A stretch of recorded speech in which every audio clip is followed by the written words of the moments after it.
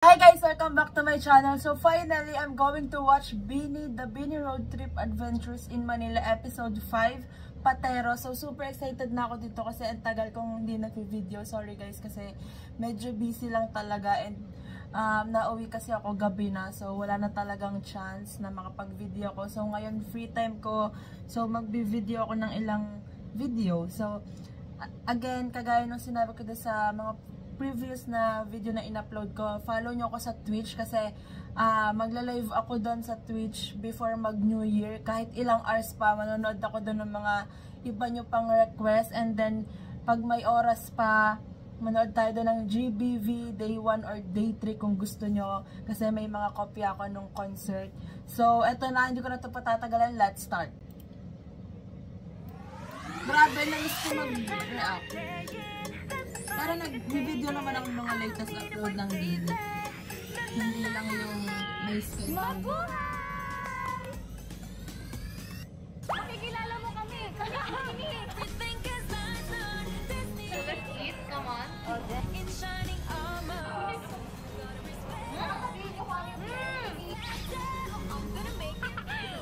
By the way guys, sobrang cute diba? Nakuha ko na yung Bini ko.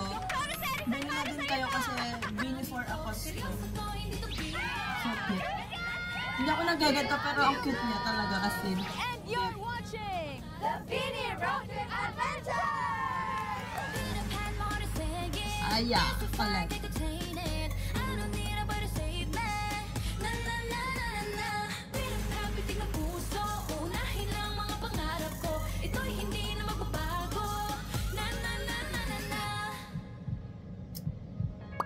Pateros.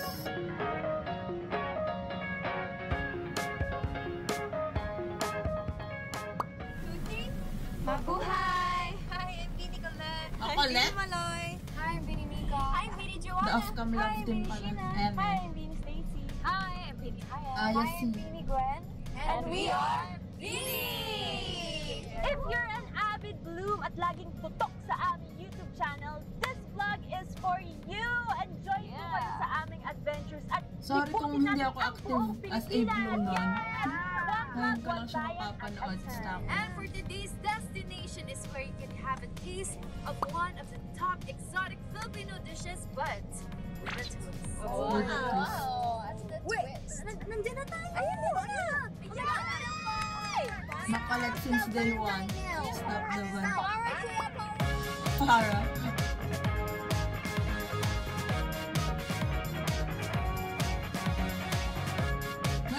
Open pa kaya itong kinainom nila na to sa Pateros until now?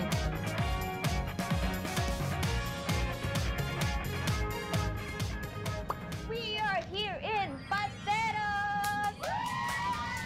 And katulad ko po na lumaki Luwayan. outside Manila, sobrang nakaka-excite na makaikot sa bayan na kilala sa paggawa ng Pinoy delicacy na balot. And alam niyo ba, Blooms, na Oh, Pateros balot. is one of the duck raising industries in the country. Kaya naman Sinadali na marami kain po ng silang balot. duck byproducts katulad ng balot, Fave ko yun. penoy, and salted duck egg. Kaya naman ngayon, bumisita po kami sa isa sa pinakakilalang kainan dito na talaga namang dinadayo dahil sa iba't ibang paraan ng pagluto nila ng balot.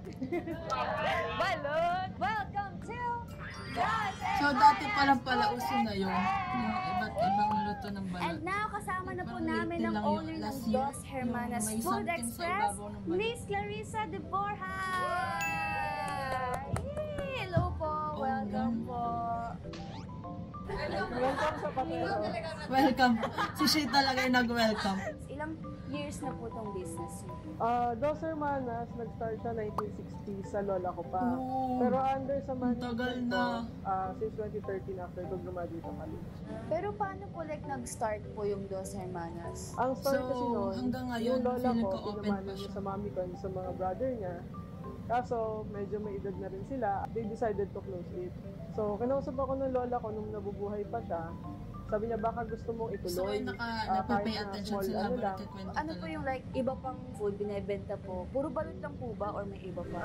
No naman, meron din kaming mga usual na pansit, mga bata, fried itik, kandiretang itik. Hindi ko pa na-try yun. Yes. Bo, yung nanay ng balot. yung reaction is tapos. Ibon. Nung nagulat si Jo. Ay, mas sumigaw pa si Jo. Bo, yun naman yung balot. Basta ako. Yung circle. Ano ang itik? Ibon ba yun? Parang hindi ba naisip na balot? Cook and defend.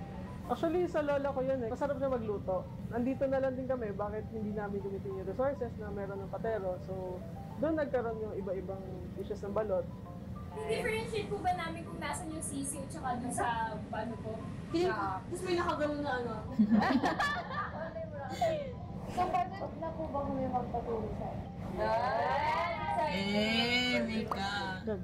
So, first, magigisa tayo ng bawang. Ilang bawang po to para pag nagluto po, pag mamalaki ko yan sa pamilya ko po, magluluto ako yan sa bahay. Depende sa'yo kung gano'n. Depende. Okay. So, medyo i-golden brown lang natin siya. Alam niyo po yung golden arrow?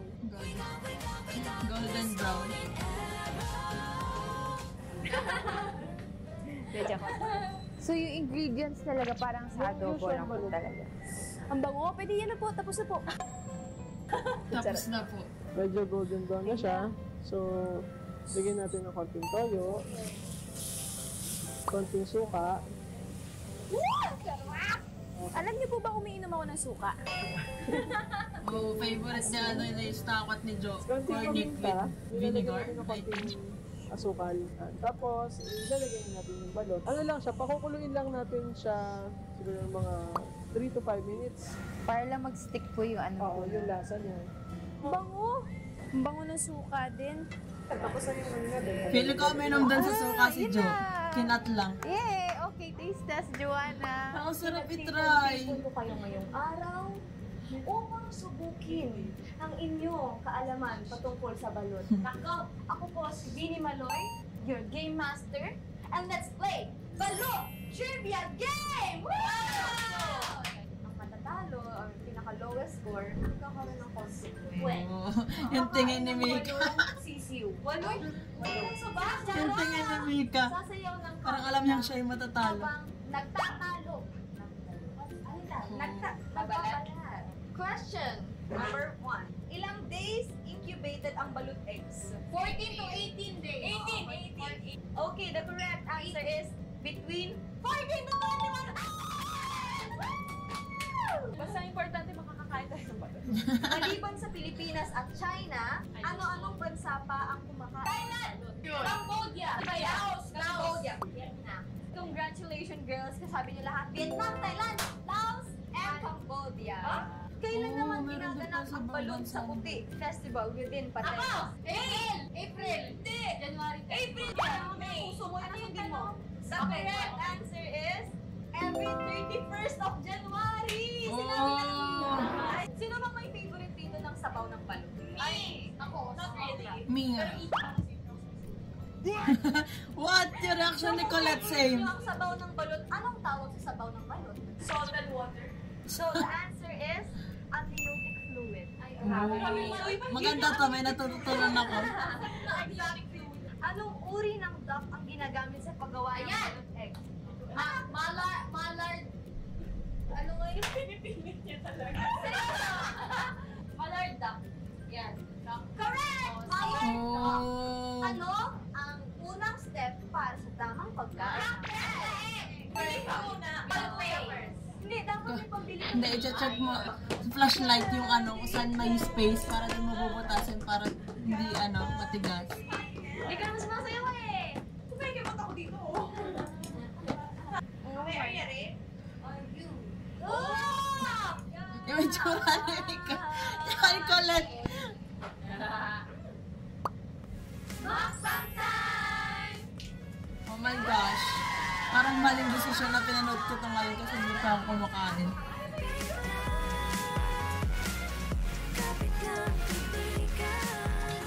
Oh, ay, may iba't ibang luto. Ako'y tuliro, Ang sarap. di alam anong araw, anong buwan, panaginip lang. Wow, Ba ang ito sarap. di makatakbo? Oh my God. Sisling balot. Parang hindi ko Sisling po kayo balot. makita yung sisiw. Naiiyak ako. Hindi, kaya ko to. Ano to, utak? Dapat i-try mo with sauce para masarap.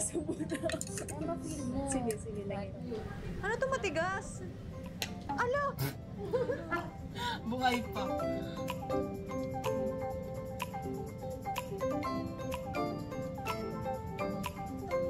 Jolette? For me, parang now na ginawa siyang ganito, it tastes like ulam na chicken, parang gano'n. Hindi siya balot. Pero masarap.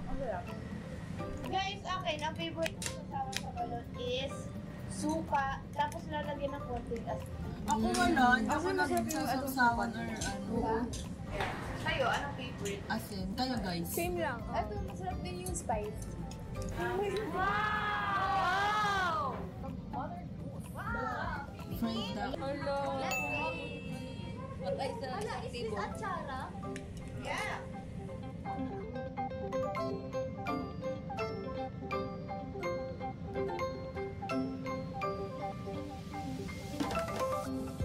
Yung lasa ng ng balot. mommy balot, same lang Mommy ng chicken, balot. di ba? Tama ba? Para siyang paklo. Hindi, feeling ko parang mas crispy to. Mas manipis yung balat nung mommy duck. Guys, on a score of 1 to 10, gaano kayo kapuso?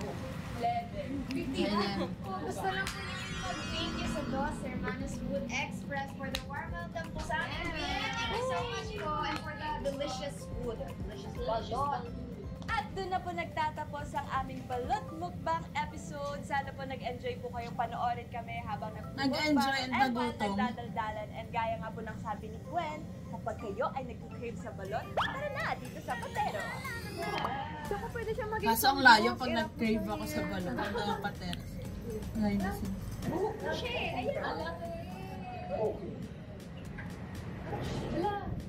Pwede ay yung ano mo na Joaya. Wala, nahulog.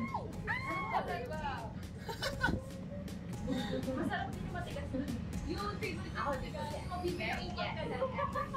Hindi ko ako na meron buko pa rin sa may dahil sa humidity. The Abonjings. With their love. Ano na? Let's go, girls. Let's stick.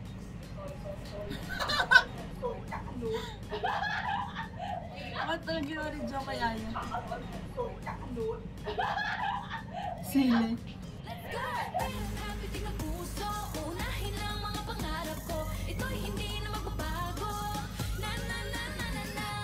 So, ayan, nagutom lang ako dito sa episode na to kasi favorite ko din actually yung balot, as in, like, bumibili kami ng best friend ko kapag nasa bayan pa kami paggabi. So, nabili kami ng balot bago umuwi. Kasi sobrang sarap naman talaga, like, legit, sobrang sarap ng balot. And then, grabe, parang yung visual nila dito, walang pinagbago sa visuals nila ngayon kasi sobrang ganda pa din talaga nila way before, kahit hindi pa sila nagde-debut kasi may mga nakita kong clips na hindi pa sila nagde-debut. Tapos itong nagagawa sila ng mga content na ganito, grabe, sobrang ganda ng visuals. Parang alam mo yun, parang yung nag-age sila pero pabalik yung visuals. Alam niyo, parang aging backwards, ganun yung datingan kasi sobrang ganda talaga. So, super excited na ako sa next episode. I think sa isang araw ko i-upload yung next episode kasi may mga iba pa akong i-video. So, that's it for today's video guys. Thanks so much for watching. Please like and subscribe. Annyeong!